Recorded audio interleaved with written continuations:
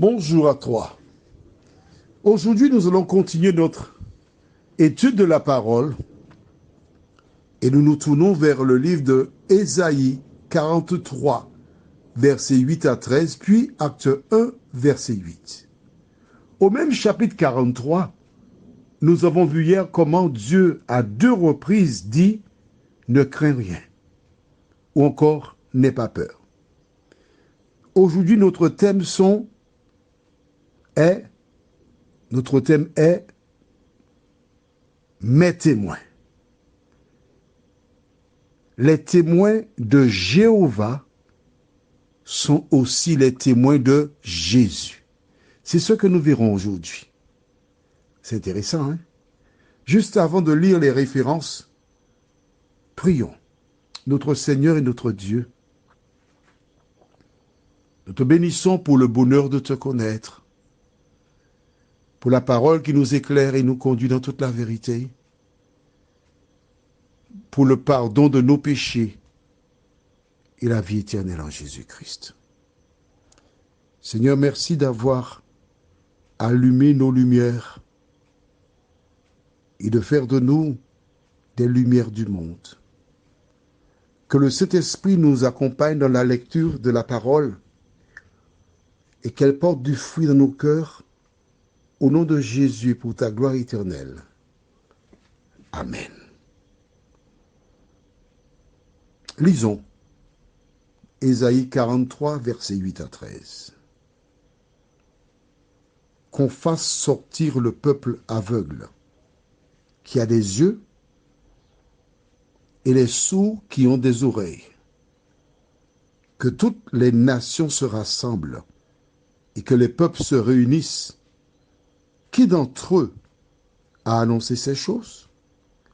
Lesquels nous ont fait entendre les premières prédictions, qu'ils produisent leurs témoins et établissent leurs droits? Qu'on écoute et qu'on dise, c'est vrai. Vous êtes mes témoins, dit l'Éternel. Vous et mon serviteur que j'ai choisi, afin que vous le sachiez, que vous me croyiez et compreniez que c'est moi. Avant moi, il n'a point été formé de Dieu, et après moi, il n'y en aura point. C'est moi, moi qui suis l'Éternel, et hors moi, il n'y a point de sauveur. C'est moi qui ai annoncé, sauvé, prédit. Ce n'est point parmi vous un Dieu étranger. Vous êtes mes témoins, dit l'Éternel. C'est moi qui suis Dieu. Je le suis dès le commencement, et nul ne délivre de ma main. J'agirai. Qui s'y opposera? Qui s'exprime ici? Nous avons un élément qui te permet de savoir. Alors, lis au verset 11. C'est moi qui suis l'Éternel. Et hors moi, il n'y a point de sauveur. En dehors de moi, il n'y a pas de sauveur. Qui est le sauveur du monde? C'est Jésus. C'est Jésus qui est mort sur la croix, afin que quiconque croit en lui ne périsse point, mais qu'il ait la vie éternelle. C'est Jésus. Tu ne connais pas le verset, Jean 3, verset 16? Écris cela dans le cahier. Saint Jean déclare, « Car Dieu a tant aimé le monde qu'il a donné son Fils unique, afin que quiconque croit en lui ne périsse point, mais qu'il ait la vie éternelle. » Donc le sauveur du monde, c'est qui? C'est Jésus. Et il a dit, vous êtes mes témoins. On est d'accord? Laissons le livre d'Ésaïe. Et nous allons dans celui de Actes des Apôtres. Actes des Apôtres se trouve où? Après les évangiles, c'est-à-dire le Nouveau Testament. Commence par Matthieu, Marc, Luc, Jean et Actes.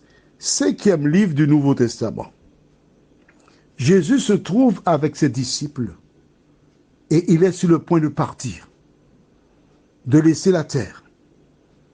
Il donne ses recommandations aux disciples, d'autant qu'il leur avait dit « Ne vous éloignez pas de Jérusalem ». Pourquoi? Parce qu'il y a quelque chose que vous devez recevoir. De quoi s'agit-il? Eh bien, nous lisons dans le livre de Actes des Apôtres, chapitre 1er, le verset 8. « Mais vous recevrez une puissance, le Saint-Esprit survenant sur vous, et vous serez mes témoins à Jérusalem, dans toute la Judée, dans la Samarie et jusqu'aux extrémités de la terre. » Waouh! Tu te rends compte?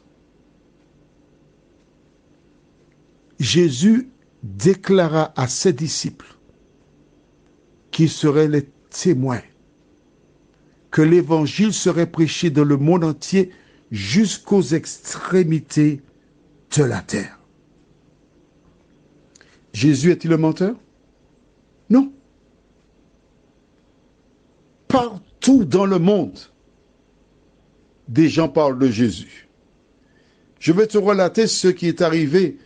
Je l'ai raconté à quelqu'un. Si tu ne le sais pas, tu le connaîtras aujourd'hui. J'ai une connaissance qui habite sur Sainte-Marie, qui reçoit les audios. Un jour, je vais dans un grand centre commercial sur le Lamentin, le plus coté. Et quand elle me voit, elle me dit « Jean-Claude, je devais t'appeler. J'ai vécu une expérience, mais elle était vraiment sur une autre planète. Mais qu'est-ce qui ne va pas? Je suis parti en voyage organisé au Maroc, Jean-Claude. J'étais dans le bus, j'ai attendu, et quand on est arrivé à destination, je suis descendu du bus. Et j'ai pris mon portable pour écouter l'audio. Et tandis que j'écoutais l'audio, il y a une dame qui venait vers moi, une personne du Maroc, et elle s'est arrêtée à mon niveau, elle a foncé les sourcils. Alors j'avais peur. Je suis chez des Arabes. Mais elle a écouté l'audio jusqu'à la fin et elle m'a dit, ça sort tout ça, ce que vous entendez là. Et elle dit, ça sort de la Martinique. La Martinique, c'est où? Elle explique que c'est dans la Caraïbe. Et vous connaissez la personne qui fait ça? Elle dit, oui, c'est un ami. Elle dit, mais pourquoi? Oui, parce que je reçois ça ici au Maroc et ça m'a apporté beaucoup de choses. J'ai compris que nous, les musulmans, il y a des choses que nous ne connaissons pas. De la petite île de Martinique, le Seigneur envoie au Maroc, dans d'autres endroits dans le monde, afin que des gens connaissent Jésus de Nazareth. Mon ami, qui que tu sois,